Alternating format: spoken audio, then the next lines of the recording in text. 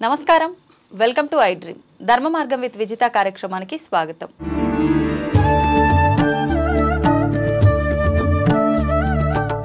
కుంభమేళా ప్రారంభమయ్యి గత కొన్ని రోజులు అవుతోంది. ఇంకా మనకు కొన్ని రోజులు మాత్రమే మిగిలి ఉంది. అయితే కుంభమేళా అనగానే స్నానానికి ప్రత్యేకం.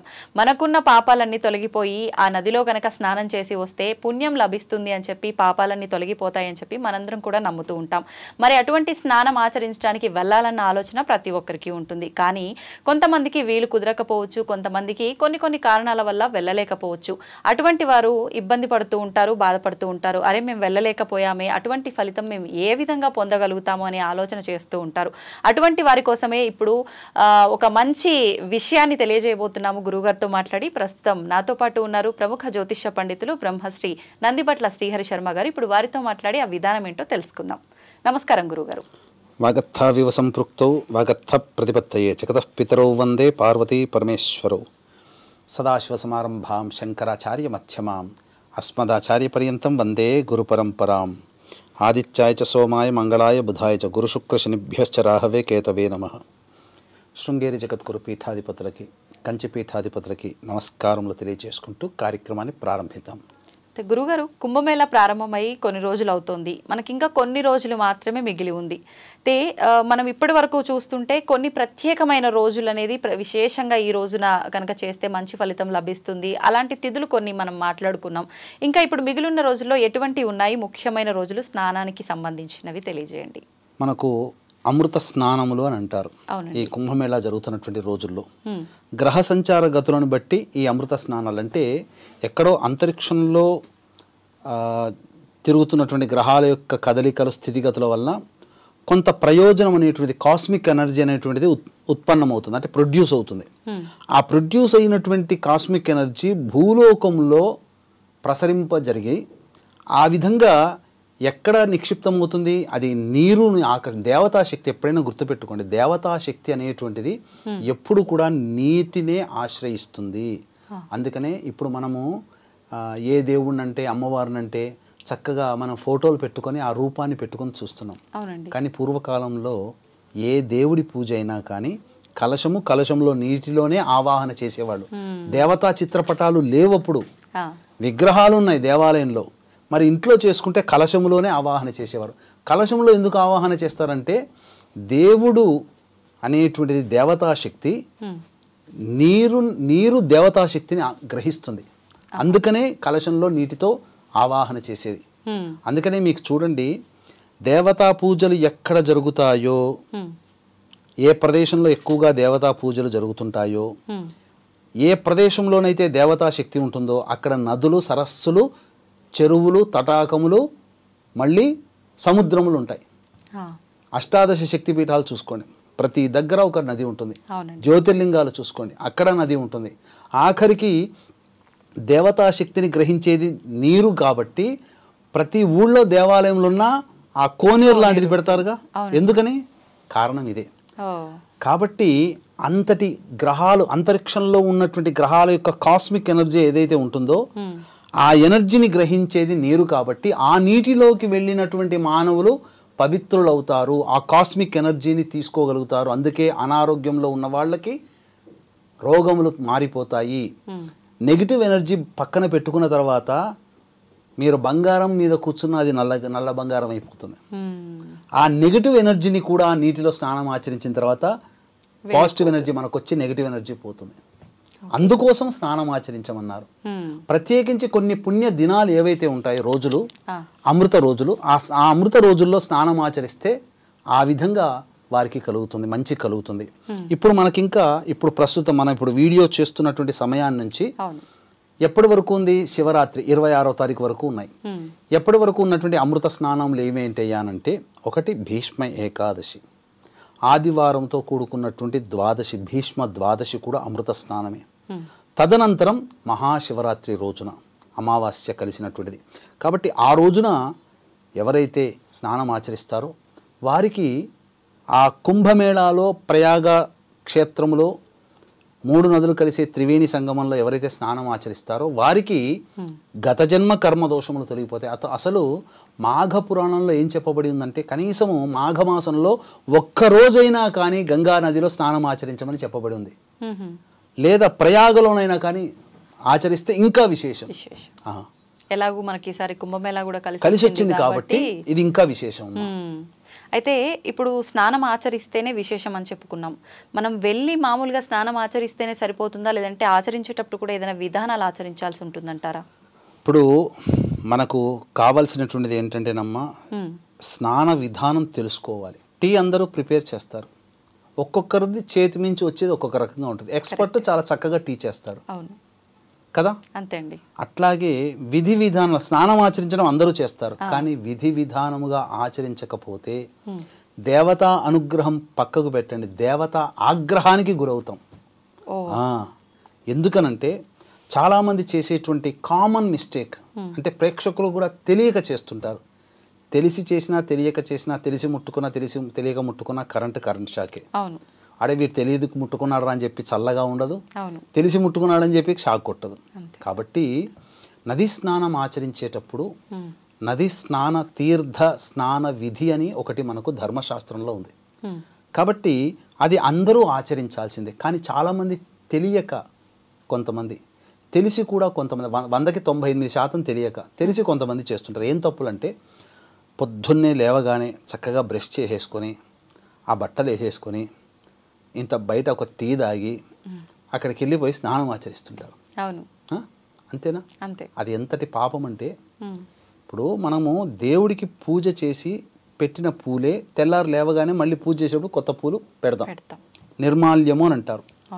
మరి మనము రాత్రి నిద్రపోయి అదే వస్త్రాలు వేసుకొని చక్కగా లేచి మొహం కడుక్కొని మైలబడిన శరీరం ఇది, మైలబడిన వస్త్రములు వేసుకొని స్నానం ఆచరిస్తుంటే ఎంతటి పాపమమ్మ. అసలు స్నాన విధానం అది కాదు. ఇంకొంతమంది అక్కడికి వెళ్ళిన తర్వాత ఇంట్లో ఒళ్ళు రుద్దుకుంటారో రుద్దుకోరో కానీ స్నానం దగ్గరికి, నది దగ్గరికి, స్నానం దగ్గరికి పోతే కొత్త సోపు అరిగిపోయేంత వరకు రుద్దుకొని స్నానం చేసి అందులో మునుగుతారు. అంటే పాపం మొత్తం పోవాలని. రుద్దుకుంటే పాపం పోదమ్మా, పట్టున్నా కూడా వదిలిపోవాలి. కానీ చాలా తప్పు చేస్తున్నారు. నదీ స్నానంలో సబ్బులు పెట్టి రుద్దుకోకూడదు. ఎలా చేయాలి అని అంటే పొద్దున్నే సూర్యోదయం కంటే ముందే లేచి కాలకృత్యాదులు తీర్చుకొని మొట్టమొదలు ఎక్కడ ఏ రూమ్లో మనం ఉంటామో తీసుకుంటామో ఆ రూమ్లో స్నానం చేసేసేయాలి. చేసేసేసి మంచిగా మామూలుగా పొడి బట్టలు వేసుకొని వెళ్ళిపోయి మళ్ళీ ఇంకో జత పెట్టుకొని అప్పుడు స్నానం ఆచరించాలి. దంపతులుగా వెళ్తే దంపతులుగా వెళ్ళండి, లేకపోతే దంపతులుగా లేని వాళ్ళు ఉంటారు, అంటే భర్త ఒక్కడో భార్య ఒక్కడో పోయి ఉంటారు. కాబట్టి భార్య ఎవరు వెళ్ళినా వాళ్ళ యొక్క వస్తువు ఒకటి భుజాన వేసుకొని స్నానం ఆచరించాలి.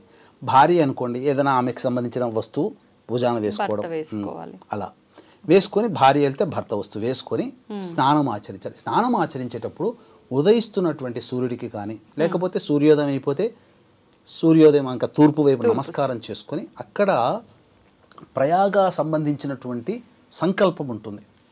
ఆ సంకల్పం దగ్గరలోని బ్రాహ్మణుడి చేత ఆ సంకల్పం చెప్పించుకొని ఆ సంకల్పంలో మీకు ప్రయాగ సంకల్పంలో బ్రాహ్మణుడు చెబుతుంటాడమ్మా, అసలు మీరు ఆ యొక్క సంకల్పం కనుక వింటే మీ కంట వెంట మీకే కాదు ఎవ్వరికైనా నీరు వస్తుంది. బాధపడుతుంటాం, ఎందుకంటే అందులో చెప్పేటువంటి సంకల్పంలో గత జన్మలలో ప్రతి మానవుడు ఎన్నో కర్మ దోషాలు చేసి ఉంటాడు. జ్ఞానకృత జ్ఞానంతో కానీ, అజ్ఞానకృత అజ్ఞానంతో కానీ, రహస్యకృత ఎవరికీ తెలియకుండా చేసినటువంటి పాపములు కానీ, ఎన్ని రకాలుగా రహస్యంగా చేసేటువంటి పాపములు ఉంటాయో అన్నీ వచ్చేసేస్తాయి. వాటి అర్థం తెలిస్తే బాధపడతాం. సంస్కృతంలో ఉంటాయి కాబట్టి సరిపోతుంది. అటువంటిదంతా సంకల్పం చెప్పుకొని అప్పుడు స్నానం ఆచరించాలమ్మా, అది చెయ్యాలి. పైసలు ఈ రోజున ఉంటాయి పోతాయి.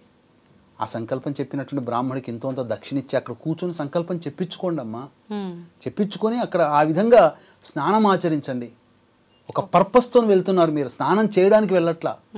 ఆ స్నానం చేసే ఉద్దేశంలో భాగంగా ఇంకొకటి ఉన్నది ఏంటంటే గత జన్మ కర్మ దోషాలు ఇప్పటి వరకు చేసినటువంటి పాపములన్నీ ఆ మాఘ స్నాన ఫలితము వల్ల ఆ ప్రయాగ క్షేత్రంలో త్రివేణి సంగమంలో ఫలితం ఆ యొక్క సంబంధించినటువంటి దోషము నివృత్తి అవుతుంది ఇప్పటి చేసినటువంటిది. సకల పాప విముక్తులవ్వడానికి మాఘస్నాన ప్రయాగ క్షేత్రమందు చేయడం చాలా ఉచితము అని చెప్పి మనకు ఎన్నో ధర్మశాస్త్రాలు ఘోషిస్తున్నాయి. కాబట్టి అవకాశం ఉంటే వీక్షించేటువంటి ప్రేక్షకులారా, ఇంకా ఫిబ్రవరి 26వ తారీఖు వరకు మనకు అవకాశం ఉంది. కాబట్టి చక్కగా వెళ్ళండి, అక్కడి బ్రాహ్మణుడి చేత సంకల్పం చెప్పించుకొని వెళ్ళండి. ఇంకొక తీర్థ విధి ఏంటంటే స్నానం ఆచరించిన తర్వాతనమ్మా ఖచ్చితంగా ఏ నదీ స్నానం అయితే చేస్తుంటారో వాళ్ళ తల్లిదండ్రులు అక్కడి నుంచి ఎదురు చూస్తుంటారట. నా కొడుకు స్నానం చేస్తున్నాడు, స్నానం చేయగానే నా కొడుకు పిండ ప్రదానం చేస్తాడు, తర్పణాలు వదులుతాడు, ఆ పుణ్యాన్ని తీసుకొని నేను బాధల నుంచి విముక్తిని అవుతానని చెప్పి ఆ మరణించినటువంటి తల్లిదండ్రుల ఆత్మలు, తాత ముత్తాతల ఆత్మలు వెంట పెడుతుంటాయి. ఆ కొడుకు స్నానం చేస్తుంటే ఆ కొడుకు ఎటు తిరుగుతుంటే అటు ఇటు అటు అటు తిరుగు, చివరికి వాడు ఇటు అటు అటు ఇటు తిరిగి ఇంటికి వెళ్ళిపోతాడు, చెయ్యడు. అప్పుడు బాధపడతాడట తండ్రి ఆత్మ. ఛీ, ఇంతటి దుర్మార్గుడు, కనీసం వచ్చి వాడికి ఇంత విద్యాబుద్ధులు నేర్పాను, ఇంత ప్రయోజకుని చేశాను, సంపాదించి ఇంత ఆస్తిని పెట్టాను, కనీసం వాడు నా కోసం ఒక పిండ ప్రదానం, కనీసం తర్పణం కూడా వదలేకపోయినటువంటి దౌర్భాగ్యుణ్ణి నేను కన్నాను అని చెప్పి బాధపడుతుందట ఆ పితృదేవత. కాబట్టి మీ పితృదేవతలకి అటువంటి బాధని ఇవ్వకండి. స్నానం ఆచరించగానే బ్రాహ్మణుని ద్వారా తర్పణ పిండ ప్రదానము, కనీసం తర్పణాది కార్యక్రమాలన్నా చేయండి. చేయించిన తర్వాత ఇక్కడ మనకు ఇంకొకటి దౌర్భాగ్యం ఇప్పుడు ఈ మధ్య కొత్తగా వచ్చిందమ్మా. ఏంటండి అది? ఏంటనంటే రామేశ్వరం పోయినా శనేశ్వరం తప్పదు అన్నట్టుగా మనలో ఉండేటువంటివి ఈ కుంభమేళాలో చాలా నియమనిష్టలతో ఉండాల్సినది పోయి ఈ రోజున మోనాలిసా అనే అమ్మాయి కోసం అన్ని కెమెరాలు ఎతుకుతున్నాయి. ఉందా, ఎక్కడుంది, ఊరి నుంచి పోయిందట, ఇండోర్ పోయిందట, మళ్ళీ వచ్చిందట, ఎవడో ఒకడు మళ్ళీ వచ్చిందని ఫోటో పెడతారు. ఆమె తిరుగుతుంది అనగానే ఇప్పుడు కూడా పోయి కూడా ఆమె కోసం వెతుకుతుంటుంటారు. అక్కడ పోయిందల్లా హరినామస్మరణ చేసుకోండి అయ్యా, శివనామస్మరణ చేసుకోండి అని చెప్పి పెడితే, మనలో ప్రతి మనిషిలో కామక్రోధ లోభాలు ఉంటాయి, కోరికలు ఉంటాయి, అన్నీ ఉంటాయి. కానీ దేవుణ్ణి దర్శించుకోవాలి, దేవుణ్ణి స్మరించాలి, దేవుణ్ణి మననం చేసుకోవాలని చెప్పి సంకల్పం అక్కడ ఉంటే ఆ క్షేత్రంలో మనలో దాగి ఉన్నటువంటి అమ్మాయిని చూడాలనే కోరిక. ఇప్పుడు మేము కుంభమేళం వెళ్ళొచ్చామని చెప్పి యూట్యూబ్లో చాలామంది వీడియోలు పెట్టారు కదా, అక్కడ ఏం రాశారు తెలుసా కామెంట్స్లో? మోనాలిసా మీకు కనబడిందా, మోనాలిసాతో మాట్లాడారా కామెంట్లో. ఎందుకమ్మా ఇవి? తర్వాత చాలామంది చేసేటువంటి ఇంకా కామన్ మిస్టేక్స్ ఏంటంటే, ఆ ప్రదేశము ప్రయాగ క్షేత్రానికి రాకముందు ఉండేటువంటి పొలిమేరలు ఉంటాయో ఆ పొలిమేరలకి ఎప్పుడైతే మనం చేరుకుంటున్నామో అప్పటి నుంచి ధూమపానము, మద్యపానము, మాంసాహార భోజనము నిషిద్ధము. దాంపత్యము, అక్కడ ఉన్నటువంటి రోజుల్లో దాంపత్యము నిషేధము. బ్రహ్మచర్య వ్రతాన్ని ఆచరించాలి. వెళ్ళేటప్పుడైతే ఫుల్ ఛార్జ్ పెట్టుకొని వెళ్ళండి మొబైల్స్కి. పిల్లల్ని తీసుకుపోకుండా ఉంటేనే మంచిది. ఒకవేళ తీసుకపోతే ఆ పిల్లల్ని కంటికి రెప్పలా కాపాడుకోగలిగే మనుషుల్ని వెంట పెట్టుకోండి. ఎందుకంటే లక్షల కోట్ల మంది జనాల్లో మౌని అమావాస్యకే దాదాపు 11 కోట్ల మంది వచ్చారట. ఇప్పుడు మాఘ పౌర్ణమికి 12 కోట్ల మంది ఎక్స్పెక్ట్ చేస్తున్నారు. ఇక ఆఖరి రోజు అయిపోతుందనగా శివరాత్రికి అయితే ఇంకా చెప్పనవసరం లేదు. దాదాపు ఇప్పటికే 40 కోట్ల మంది స్నానం ఆచరించారు. ఇంకొక 20-30 కోట్ల మంది అవుతారు అప్పటికి. కాబట్టి మొత్తం రమారమి ఒక 70 కోట్ల మంది స్నానం ఆచరిస్తారు ఈ యొక్క కుంభమేళాలో. కాబట్టి తప్పులు చేయకుండా శివనామస్మరణ, హరినామస్మరణ చేసుకుంటూ ఉండి గడిపి వచ్చినటువంటి వాళ్ళకి సంపూర్ణమైనటువంటి ఈ స్నాన ఫలితం దక్కుతుందమ్మా. గురుగారు, ఇప్పటివరకు మనం మాట్లాడుకున్నదంతా బాగుంది. అసలు స్నానం ఎందుకు చేయాలి, చేస్తే ఎటువంటి విధానాలు ఆచరించాలి, ఎటువంటి ఫలితం ఉంటుంది. కానీ ఇదంతా విన్న తర్వాత ప్రతి ఒక్కరిలో వెళ్ళలేని వాళ్ళకి అనిపిస్తుంది, అరే మేము స్నానానికి వెళ్ళలేకపోయామే, అక్కడ దాకా వీలు కుదరలేదే అని చెప్పి బాధపడుతూ ఉంటారు. మరి అటువంటి వారికి కూడా ఏదైనా అవకాశం ఉందా, ఇక్కడే ఉండి అంతటి ఫలితాన్ని పొందే అవకాశం? అంటే ఈ విధంగా ఇప్పుడు మనం చెప్తున్నామంటే అతిశయోక్తి అని అనుకుంటారేమో.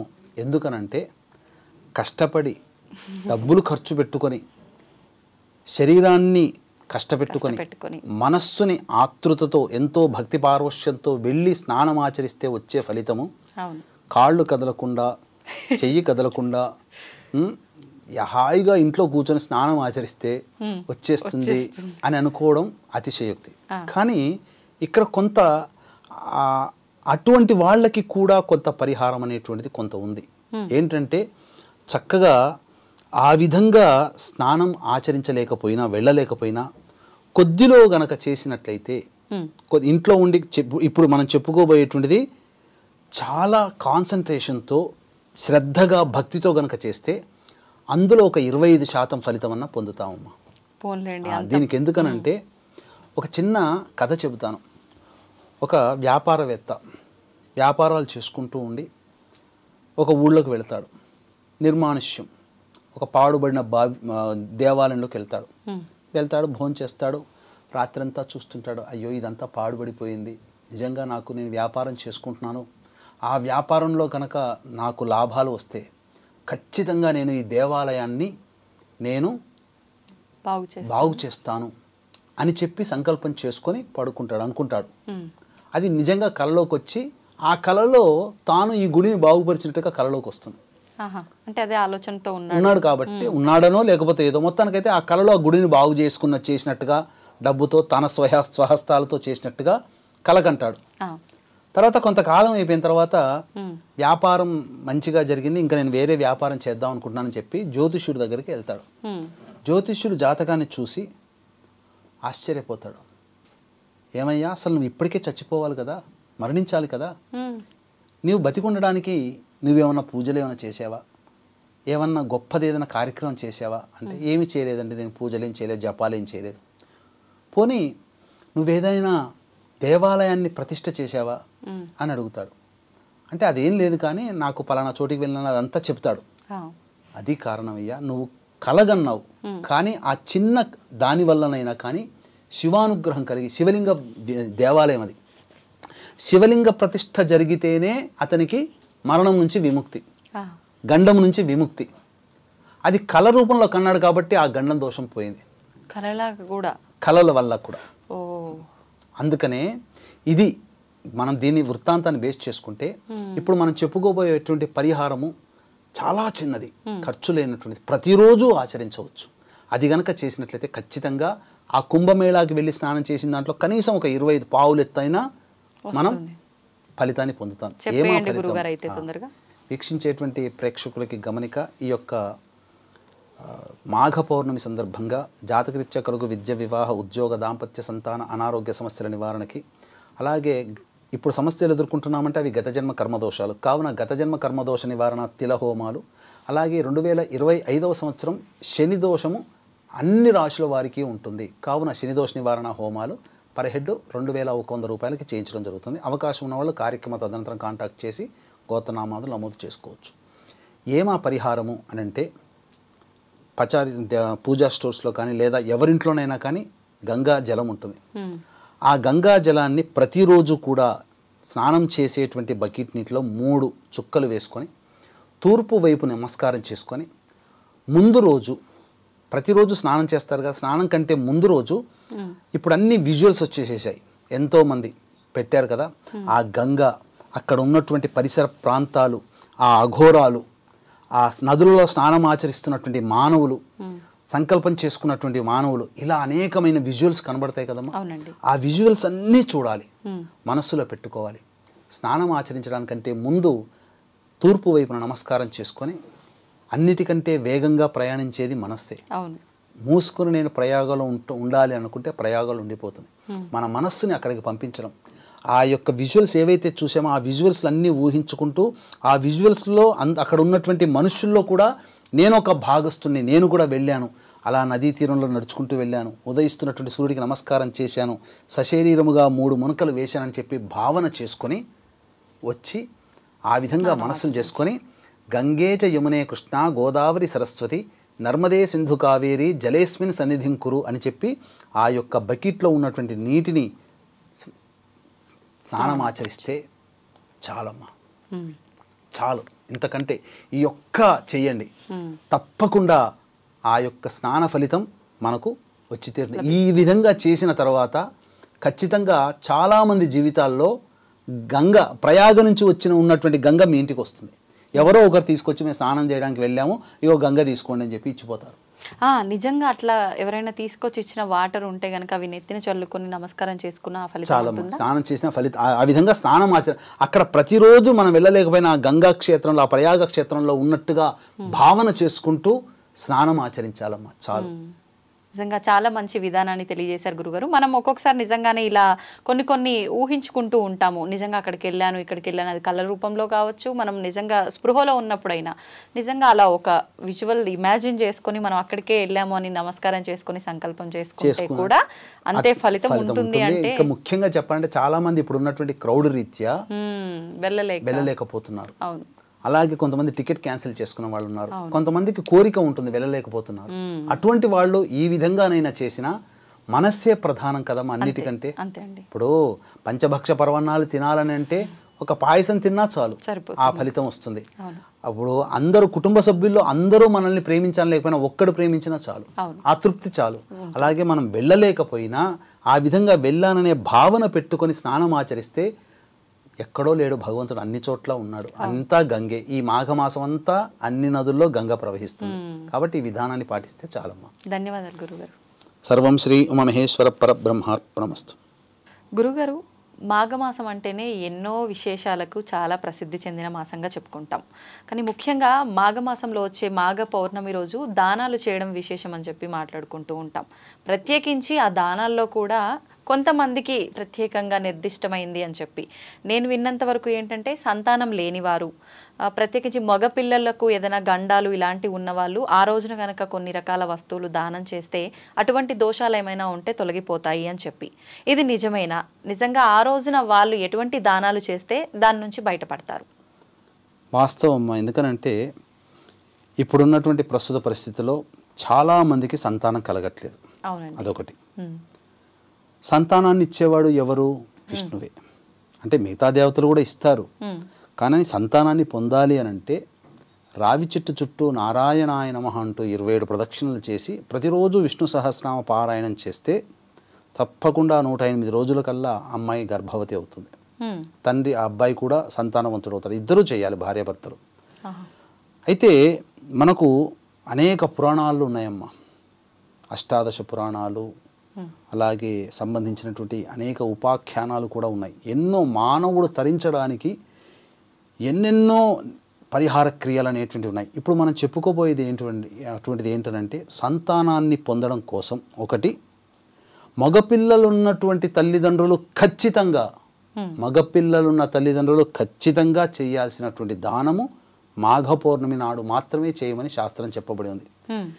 అయితే ఊరికే చేయమంటే అర్థం కాదు కదా. దీనికి ఇంతకు ముందు జరిగినటువంటి సంఘటన ఒకటి తెలియజేస్తాను. పూర్వం ఒకప్పుడు గంగా నదీ తీరంలో వేదాంగతుడైనటువంటి బ్రాహ్మణుడు దంపతులు ఉన్నారు. వారికి ఎంతటికీ సంతానం కలగలేదు. కొంతకాలం అయిన తర్వాత మనకు కంటి ముందర మనకు సంతోషము సౌఖ్యాన్ని ప్రసాదిస్తూ మన తదనంతరం మనకు మళ్ళీ పరలోకంలో కూడా సౌఖ్యాన్ని ప్రసాదించేటువంటి పుత్రుడు లేకపోయే కదా అని చెప్పి బాధపడుతుంటే ఇంకేం విచారించకమ్మా, నేను తపస్సుకు వెళుతాను, వెళ్ళి ఆ తదనంతరం దేవతానుగ్రహంతో తప్పకుండా సంతానవంతులం అవుతాం అని చెప్పి శ్రీహరి గురించి గంగా తీరములో ఘోరమైన తపస్సు ఆచరించాడు. ఆయన భక్తికి మెచ్చినటువంటి విష్ణువు ప్రత్యక్షమై ఏం కావాలన్నప్పుడు సంతానాన్ని కోరాడు. ఆ విధంగా అచిరకాలంలోనే మీకు మంచి సంతానం కలుగుతుంది, మీ వంశం వృద్ధి అవుతుందని చెప్పి దీవించడం జరుగుతుంది. ఆ తదనంతరం రాగానే చక్కగా సంతానవంతుడు, ఆయన భార్య గర్భవతి అవుతుంది, సంతానం పొందుతుంది. సంతానం వచ్చిన తర్వాత ఒకనాడు నారదుడు వెళుతూ ఆ దంపతుల దగ్గరికి వెళ్ళి చూసిన తర్వాత ఆ బాలుడిని చూసి, ఈ బాలుడికి 12వ సంవత్సరంలో గండం ఉన్నది, మిమ్మల్ని విడిచి వెళ్ళిపోతాడు అని చెప్పి వెళ్ళిపోతాడు. అంతటా ఆ రోజున మొత్తం ఇక ఆ రోజంతా నిద్రపోకుండా భార్యాభర్తలు ఇద్దరు కూడా చాలా బాధపడుతూ ఉన్నారు. అంతటా ఇంతటి మంచి వార్త విని విష్ణు యొక్క అనుగ్రహం వల్ల సంతానాన్ని పొందిన మనము మళ్ళీ సంతానాన్ని నష్టపోతున్నామా అనంటే ఏం కాలేదు, నేను మళ్ళీ విష్ణుని అడుగుతానని చెప్పి మళ్ళీ విష్ణు కోసం ఘోర తపస్సు చేసినప్పుడు విష్ణు ప్రత్యక్షమే మళ్ళీ ఎందుకయ్యా నా గురించి ఆలోచించావు అనంటే, నీ ప్రసాదించినటువంటి సంతానమే నారదుల వారు వచ్చి, నీ శిష్యుడైనటువంటి నీ మనవడైనటువంటి నారదుల వారే వచ్చి సంతానం నష్టపోతావు అని చెప్పారు, కాబట్టి నేను నమ్మాల్సి వచ్చింది, దీనికి పరిహారం ఏందయ్యా విష్ణు భగవానుడా అని అంటే అప్పుడు ఇది నీ గత జన్మ కర్మదోషం వల్లనయ్యా ఇట్లా జరిగింది. అంటే నీవు పూర్వజన్మలో జ్ఞానశర్మ అనేటువంటి వాడివి, ఆమె భార్య, ఇద్దరు కూడా మళ్ళీ పుణ్యవశాత్తు మళ్ళీ ఇద్దరు కూడా దంపతులుగా పుట్టారు. ఈ జన్మలో కూడా ఆమె ఇప్పుడున్న భార్య, ఆ పోయిన జన్మలో నీ భార్య. కాబట్టి ఆమె కొన్ని నివారణ అంటే కొన్ని క్రియలు సరిగ్గా చేయలేకపోయింది గత జన్మలో. మాఘమాస వ్రతాన్ని ఆచరిస్తూ మాఘ పౌర్ణమి రోజున నన్ను కొలిచింది. నీవు వెళుతూ వెళుతూ కూడా ఆ మాఘ పౌర్ణమి రోజున కొన్ని పూజా విధానాలు, కైంకర్యములు, నైవేద్యములు, దానములు చేయమని చెప్పావు. ఆమె ఎంతో సంతోషముతో కొన్ని చేయలేకపోయింది, ముఖ్యంగా దానం చేయలేకపోయింది. ఆ కారణం చేత 2 తప్పులు జరిగాయి. ఒకటి, భర్త అయినటువంటి నీ మాట వినకపోవడం. 2, మాఘ పౌర్ణమి నాడు నన్ను ఆచరించి దానాది కార్యక్రమాలు చేయలేకపోవడం వల్ల 2 తప్పుల వల్ల నీకు ఈ జన్మలలో 12వ ఏట మరణించగలిగేటువంటి సంతానాన్ని పొందడం జరిగిందయ్యా అని అంటే, మరి దానికి ఏమీ లేదా అని అంటే, అప్పుడు గుడాన్నము నివేదన చేసి నన్ను పూజించి ఆ యొక్క బాలకుడిని గంగాజలము స్నానం ఆచరింపచేసి ఆ రోజున నన్ను పూజించి గుడాన్నము గనక నువ్వు దానం చేసినట్లయితే, పూర్వజన్మలో చేయలేదు కాబట్టి నీ భార్య చేత ఇద్దరు కూడా కలిసి ఈ జన్మల్లో మీరు ఆ దానం చేయండి, నీ కుటుంబంలో మళ్ళీ ఇంకా ఎటువంటి దుర్మరణాలు అంటూ ఉండవు, వృద్ధి చెందుతుందని చెప్పి చెప్తాడు. ఆ విధంగా భార్య దగ్గరకు వచ్చి గత జన్మలో ఈ విధంగా చేయలేకపోయావమ్మా అని అనగానే మాఘ పౌర్ణమి కోసం ఎదురు చూడడం. మాఘ పౌర్ణమి రోజున గంగానదీ తీరములో ఆ యొక్క బాలుణ్ణి స్నానం ఆచరింపచేసి తదనంతరం కూర్చోపెట్టుకొని చక్కగా వ్రతం ఆచరించి ఈ విధంగా పాయసాన్నం, గుడాన్నం అంటే పాయసాన్నము, పాయసాన్నాన్ని విష్ణు భగవానికి నివేదన చేసి అది అందరికీ కూడాను దానం చేసింది. ఈ విధంగా చేసినటువంటి కారణం చేత ఇక ఆ దంపతులకి ఇద్దరికి కూడా ఆ పిల్లవాడి దోషం తొలగిపోయి చిరకాలము 100 ఏళ్ళు చక్కగా జీవించడం జరిగిందమ్మా. అయితే ఇప్పుడు ఈ కథలో ఉన్నట్టుగా ప్రతి ఒక్కరు కూడా ఈ విధానాన్ని ఆచరించాలా, లేదంటే ఇప్పుడు మీరు నదీ స్నానం అని చెప్పారు, అక్కడే కూర్చొని వ్రతం అన్నారు, అలాగే చేయాల్సి ఉంటుందా ఏదైనా మార్పు? పూర్వకాలంలో నదీ తీరంలోనే సామాన్యులందరూ, మా ప్రజలందరూ ఉండేవాళ్ళు కాబట్టి అది అవకాశం ఏర్పడింది. అవునండి. ఇప్పుడు నదులున్న చోట లేము కదా, హైదరాబాదు ఇక్కడ ఎక్కడైనా కానీ, వైజాగ్ కానీ ఇంకెక్కడైనా పట్టణాలు, కర్నూలు వీటన్నిటిలో నదులు ఉండవు. కాబట్టి ఏం చెయ్యాలి అని అంటే, వీక్షించేటువంటి ప్రేక్షకులు కూడా గమనిక, ఈ యొక్క మాఘ పౌర్ణమి సందర్భంగా ప్రయాగ క్షేత్రంలో జాతకరీత్యా కలుగు అన్ని రకాల దోష నివారణకి, అనగా విద్య, వివాహ, ఉద్యోగ, దాంపత్య, సంతాన, అనారోగ్య సమస్యల నివారణకి సర్వదోష నివారణ పూజలు, హోమాలు, అలాగే గత జన్మ కర్మదోషాలు ఉండడం వల్ల ఈ జన్మలో సమస్యలు కాబట్టి గత జన్మ కర్మదోష నివారణ తిల హోమాలు, మరియు 2025వ సంవత్సరంలో శని ప్రభావం అన్ని రాశుల వారికి ఉంటుంది కాబట్టి శని దోష నివారణ హోమాలు పర్ హెడ్ 2100 రూపాయలకి చేయించడం జరుగుతుంది. అవకాశం ఉన్న వాళ్ళు కార్యక్రమ తదనంతరం కాంటాక్ట్ చేసి మీ గోత్రనామాదులు నమోదు చేసుకోవచ్చు. ఏం చెయ్యాలి? సామాన్యులైనటువంటి మనం పల్లెటూళ్ళలో కాకుండా పట్టణాల్లో ఉంటాం. ఏం చెయ్యాలి అని అంటే, మనకు బయట ఎక్కడికి పోయినా కానీ గంగాజలం దొరుకుతుంది కదమ్మా. అవునండి. పిల్లలతో సహా అందరూ కూడా ఆ గంగాజలాన్ని బకెట్ నీళ్ళలో వేసుకొని శ్రీహరి నామస్మరణ చేసుకుంటూ ఆ పౌర్ణమి రోజున స్నానం ఆచరించాలి. ఓకే. ఆచరించిన తదుపరి చక్కగా వీలైతే ఆ రోజు ఉపవాసం ఉంటే మంచిది. ఉపవాసం ఉండి ప్రదోషకాల ఇంటిలిపాది ఉండవచ్చు. ప్రదోషకాల సమయంలో ఇప్పుడు చెప్పబోయేటువంటిది మగపిల్లలున్న ప్రతి తల్లిదండ్రులు, అలాగే సంతానం లేనివారు, మగపిల్లలు గనక ఉంటే గండదోషంలో అపమృత్యు భయదోషాలు పిల్లలకి లేకుండా దీర్ఘాయుష్మంతులైనటువంటి పిల్లలు. ఎందుకనంటే ఇది గత జన్మలలో చేసిన దోషం వల్ల పిల్లలకి ఈ మరణాలు సంభవిస్తున్నాయి కాబట్టి అటువంటి దౌర్భాగ్యం వీక్షించేటువంటి మన ప్రేక్షకులకి ఉండకుండా ఉండడం కోసం మాఘ పౌర్ణమి రోజున చేయాల్సినటువంటి విధానం ఏంటంటే, ఆ రోజంతా అవకాశం ఉంటే ఉపవాసం ఉండడం. ప్రదోషకాల సమయంలో సత్యనారాయణ స్వామి వ్రతాన్ని ఆచరించండి. అర్థమైంది కదమ్మా. విష్ణు పూజ అంటే సత్యనారాయణ స్వామి వ్రతం. బ్రాహ్మడు దొరకడు, తులసి చెట్టు దగ్గర ఆవు నేతితో దీపారాధన చేసి అష్టదళ పద్మం వేసి పసుపు, కుంకుమ, అక్షితలు, పుష్పములు వేసి మధ్యలో ఆవు నేతితో దీపారాధన చేసి, లేదా మధ్యలో కలశం పెట్టి ఆ కలశంలో విష్ణు ప్రతిమను కానీ లేదా తులసి చెట్టు దగ్గరనైనా కానీ చేసిన తర్వాత విష్ణు సహస్రనామ పారాయణం చేసి ఇంట్లో వండినటువంటి పాయసానాన్ని ఆ విధంగా కొంత స్వామికి కొంత నైవేద్యంగా పెట్టి మిగిలినది పక్కకు పెడతాం కదా, అది దానము చేయండి. దేవాలయంలో దానం చేయొచ్చు, బ్రాహ్మడికి దానం చేయొచ్చు, లేదా ఇంటి చుట్టుపక్కల వాళ్ళకి పాయసానాన్ని కనుక పెట్టినట్లయితే తప్పకుండా ఆ ఇంట్లో ఉన్నటువంటి పిల్లలకి గండ దోషాలు తొలగిపోతాయి. ఇది ఖచ్చితంగా అందరూ చేయాల్సినటువంటిది.